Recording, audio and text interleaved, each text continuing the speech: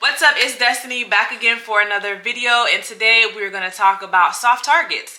We're going to talk about how to identify them and what we can do to get rid of them. Just a few of my suggestions as it pertains to soft targets. But before we get into that video, go ahead and hit that subscribe button and hit the post notifications bell so that you'll be notified every time I do an upload. And you might as well like it since you're down there. Might as well hit the like button because you're going to enjoy the content as it is. All right. Thank you. So let's talk about identifying soft targets. Soft targets would be considered places that have little to no security, little to no police, little to no ability for citizens to defend and protect themselves, such as places that have no gun zones or gun-free zones, places that do not allow citizens to conceal carry, places such as schools, churches, certain stores, certain movie theaters, certain buildings, things like that, that do not allow firearms. They are considered gun-free zones. Those are considered soft targets. Why are they considered soft targets? Because they literally, usually don't have security. And if they do, it might be one or two. They don't have police surveillancing the area, things like that. Those are what we are considered to say are soft targets. Okay, so how to eliminate them? Stop with the gun-free zone. Stop saying this is gun-free, no guns allowed. Stop that. Because the only people that are abiding by those laws are law-abiding citizens. If a criminal sees a gun-free zone or no guns allowed and they have that ill intent already, they're not going to turn around and go back to their car. They're not going to turn around and go back home. They're going to enter, okay? Because criminals do not abide by any laws whatsoever. That is how you get rid of one. Two, and as it pertains to schools, because that has been something that we've been dealing with in this country for a very long time, but also recently with school shootings, we see where these evil people say, hey, I researched, because they do research. They research places to carry out these acts. And the last school shooting that made news, that was in Nashville, excuse me, the person said they chose the place that they chose because it was a soft target, because it was little to no security. They didn't have to worry about having a fight. They didn't have to worry about any pushback going into that building. So we have to eliminate those types of situations. Schools need to have more security, more protection. There needs to be an outer layer. I don't know if you've seen the Pentagon, okay? The Pentagon, meaning the national building down in DC, is shaped as a pentagon, but it has layers upon layers upon layers. Schools, I'm focusing on schools, but other facilities and other establishments need to have layers as well. Schools should have an outward bound layer, a gate where no one can come within these walls at all. And if someone does come through, it's because they've spoken to a security guard at that gate, that the person showed the qualifications that they had to enter that building, and they checked with the office to be sure that this person has the qualifications to come onto this campus. Then once you get on campus, there should still be a layer of security. There should be officers, whether they're plainclothes or in uniform. There should be officers, security guards, research officers. I know there are veterans that are retired but are still, active enough to be able to act as security. Put those people in place around the schools as well. And then I will give an example of a school in Virginia, Fairfax County. I believe the school is Stewart. It's Stewart. I just don't know the rest of the name, but I know it's Stewart. Back then, I'll say, it was a one-way in, one-way out system. Students and staff could only enter the building if they had their ID, their school-issued ID. You would badge yourself in. That's also how they did attendance, and I'm pretty sure they had metal detectors. One way in, one way out. I've never heard of a situation happening at that school. I don't know as of late, if something has happened, God forbid, but they have those security measures in place at that school. And I think that private and public schools, institutions, workplaces should take on those types of measures. It's real simple. You don't have a badge, you can't get in here. You're trying to get in here, you have to go through these measures. You don't have these qualifications, you can't come in here, period. Along with the other measures of security outside, the gate outside where you have to check in to even come on to campus. I really think that schools and other facilities should consider those things. And also parents, you have to know. Parents and teachers, y'all are what makes the schools actually happen. Okay? You are what, if there are no teachers, what are we doing? If there are no students, what are we doing? I feel that the students and the teachers are the parents of the students and the teachers to come together, go down to your local school board, go down to your local county commission meeting, whatever the case may be. Go to those people in charge. Let them know your demands. Let them know, hey, we don't feel safe and secure. We would like to have this in place, that in place. Some of the things that I mentioned, baby, okay? Take that to them. Have that dialogue and that conversation with them. If they say, no, we're not doing any of those things, then it's up to you. Are you going to continue? Are you going to continue to teach for a county or a school that does not deem your safety and security as a priority? As a parent, are you going to continue to allow your children to go to schools and institutions that are not prioritizing their safety? If you don't want to, don't. I really think people should understand that there are strength in numbers. And I'm not trying to incite anything crazy. I'm not trying to suggest anything illegal.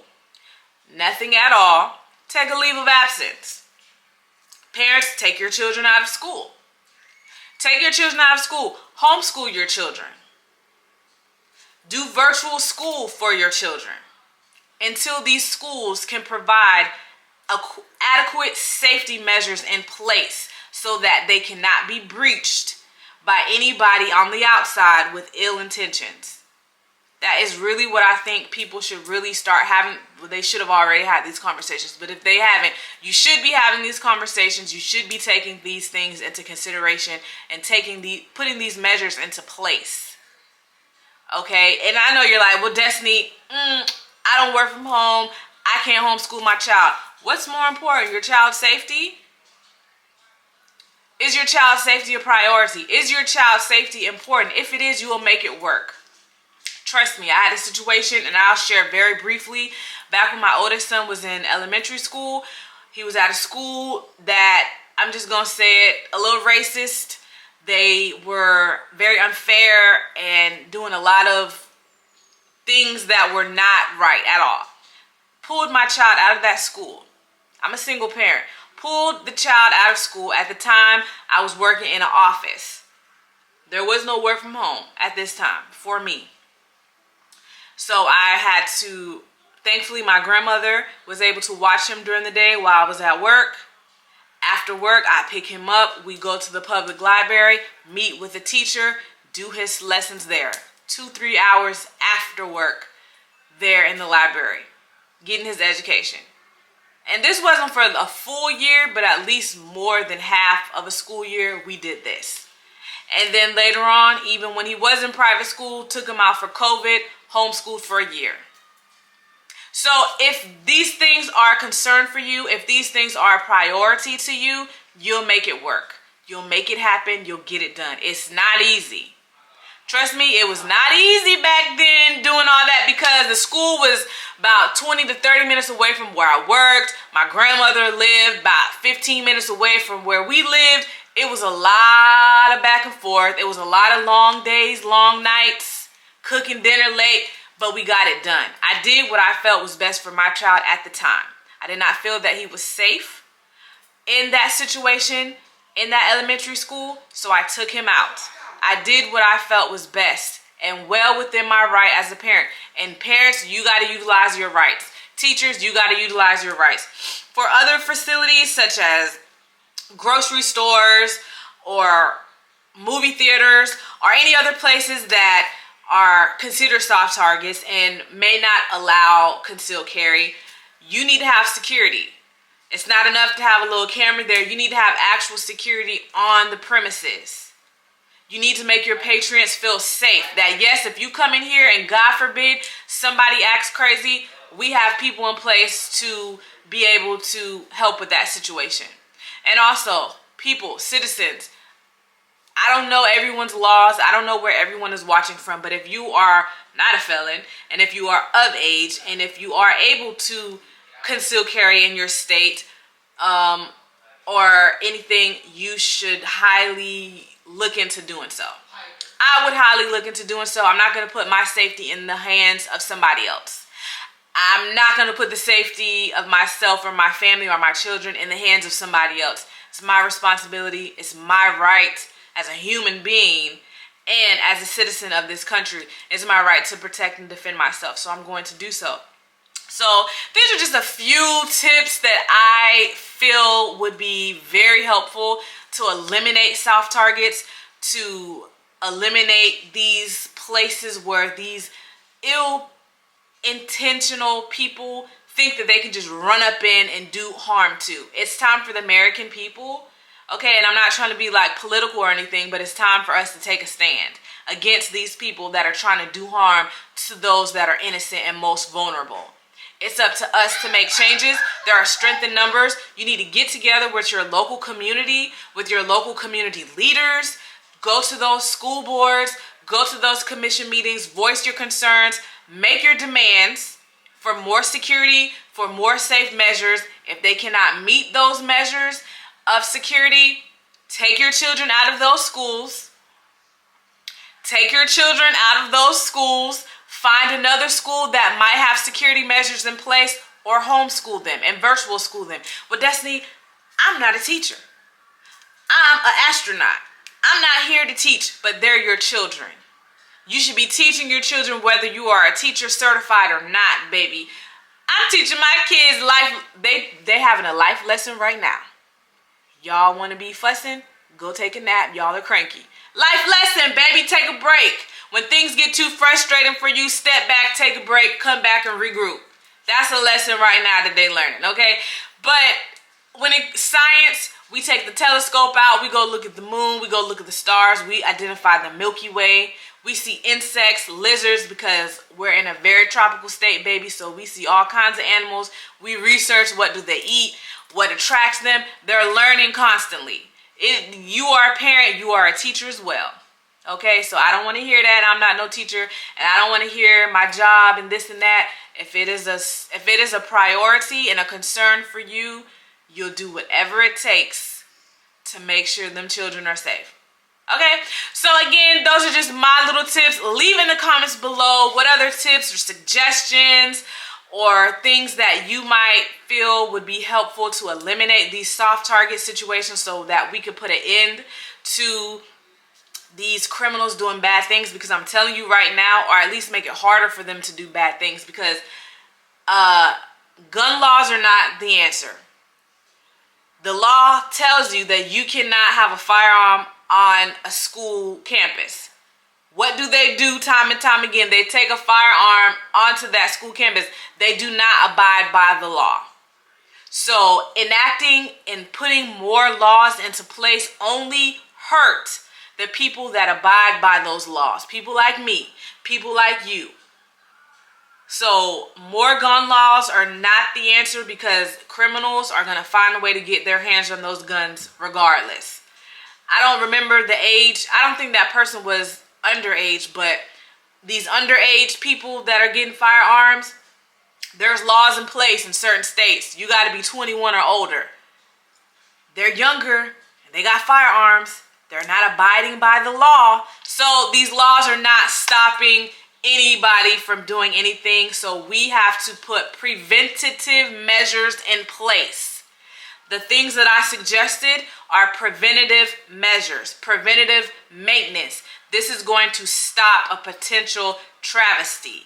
This is in place to prevent. And I'm not talking about law enforcement doing drills.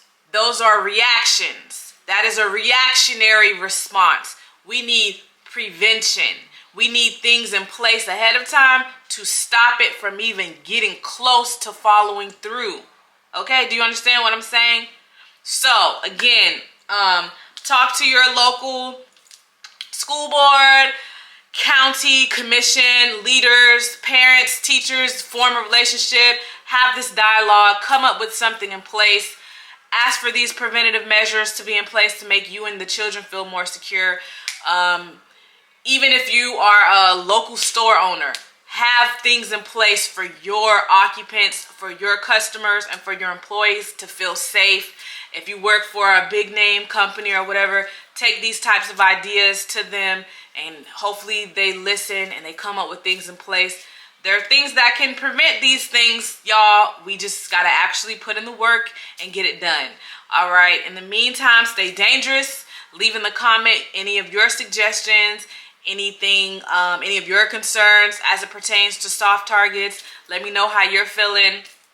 Be sure to hit the subscribe button and the like button, and share this video with any of your friends, loved ones, things of the sort. And stay dangerous. If you love someone, tell them. And I love you all.